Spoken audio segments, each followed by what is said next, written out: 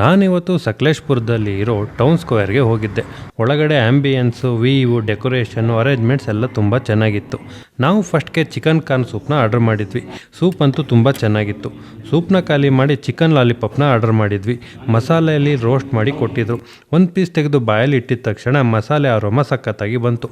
Byte ತೊಗೊಂಡಾಗ ಅದು ತುಂಬ ಸಾಫ್ಟ್ ಇದೆ ಅನ್ನಿಸ್ತು. ನೆಕ್ಸ್ಟ್ ಚಿಕನ್ ಮೋಮೋಸ್ನ ಆರ್ಡರ್ ಮಾಡಿದ್ವಿ. ಪಾಟ್ ಒಳಗೆ ಹಾಕಿ ಕೊಟ್ಟಿದ್ರು. ಪರವಾಗಿಲ್ಲ, ಗುಡ್.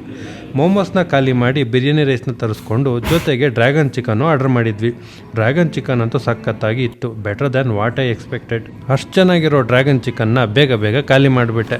ಲಾಸ್ಟ್ಗೆ ಸಿಜ್ಲಿಂಗ್ ಚಾಕೋ ಐಸ್ ಕ್ರೀಮ್ನ ತರಿಸ್ಕೊಂಡ್ವಿ. ಪ್ಯಾನಲ್ಲಿ ಹಾಕಿ ಕೊಟ್ಟಿದ್ರು. ಅದ್ರ ಮೇಲೆ ಚಾಕ್ಲೇಟ್ ಕೂಡ ಹಾಕಿದ್ರು. ನೋಡೋಕ್ಕೆ ತುಂಬ ಚೆನ್ನಾಗಿತ್ತು.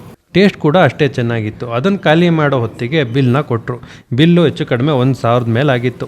ಬಿಲ್ ನೋಡಿದ ಮೇಲೆ ಟೇಸ್ಟ್ಗೂ ಕ್ವಾಲಿಟಿಗೂ ಫುಡ್ಗೂ ವರ್ತಿದೆ ಅಂತ ಅಂದ್ಕೊಂಡು ಅಲ್ಲಿಂದ ಹೊರಟ್ವಿ.